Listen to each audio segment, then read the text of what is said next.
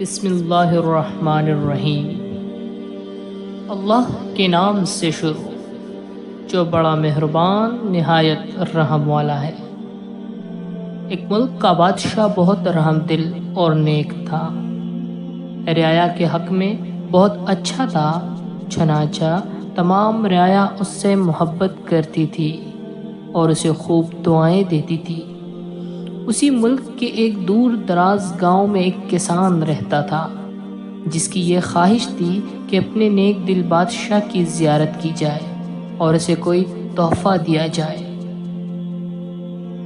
اس نے اپنی بیوی سے مشورہ کیا کہ میں بادشاہ کو ملنے کے لیے جانا چاہتا ہوں اور میری خواہش ہے کہ میں اسے کوئی تحفہ بھی دے دوں، تم مجھے مشورہ دو کہ میں بادشاہ کے لیے کیا تحفہ لے کر جاؤں۔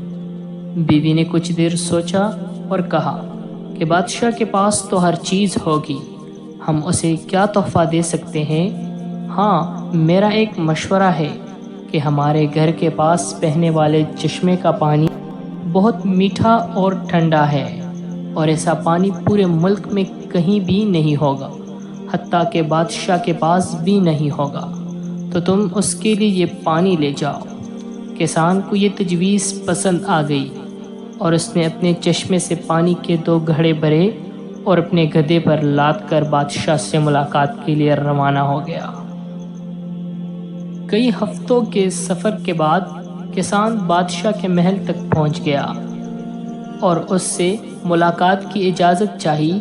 اجازت ملنے پر بادشاہ کو یہ تحفہ پیش کیا اور اسے بتایا کہ یہ میرے گاؤں کے چشمے کا پانی ہے اور ایسا میٹھا اور ٹھنڈا پانی آپ کو پورے ملک میں کہیں بھی نہیں ملے گا۔ بادشاہ کے اشارے پر وزیر نے گھڑے کا ڈھکن اٹھایا تو کئی ہفتوں کے سفر کی وجہ سے پانی میں بدبو پیدا ہو گئی تھی۔ وزیر نے بادشاہ کی طرف دیکھا تو بادشاہ نے اسے خاموش رہنے کا اشارہ کیا اور ربا آواز بلند کہا کہ ہم اس تحفے سے بہت خوش ہوئے اور خزانچی کو حکم دیا کہ اس کسان کے گھڑے کو سونے سے بھر دیا جائے۔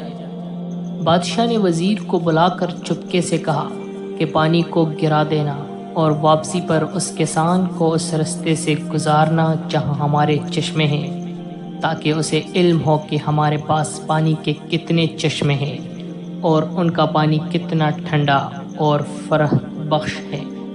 چنانچہ جب کسان کو انعامات دینے کے بعد ان چشموں کے پاس سے گزارا گیا تو وہ سمجھ گیا کہ اس کا تحفہ کتنا حقیر تھا، لیکن بادشاہ نے اس کے حقیر تحفے کو بھی قبول کر کے اسے انعام سے نوازا۔ اس کے دل میں بادشاہ کے لیے محبت اور عقیدت اور بڑھ گئی۔ تو دوستو، ہماری عبادات کا بھی یہی حال ہے۔ ہم جو ٹوٹی پھوٹی عبادت کرتے ہیں تو ہم اسے بہت اچھی سمجھتے ہیں اور اپنے مالک کے حضور پیش کرتے ہیں۔ ان عبادات کی حقیقت معلوم ہونے کے باوجود وہ مالک الملک نہ صرف ان عبادتوں کو قبول کرتا ہے بلکہ انعام کے طور پر بیش بہا نعمتوں سے بھی نوازتا ہے، حالانکہ اسے ہماری عبادتوں کی ضرورت نہیں ہے۔ خالق کائنات کی عبادت کے لیے تو اس کے لاکھوں کروڑوں فرشتے ہی کافی ہے۔ اللہ پاک سے دعا ہے کہ ہماری عاجزانہ انکسارانہ عبادت کو اپنی بارگاہ میں قبولیت کا شرف بخشے، آمین۔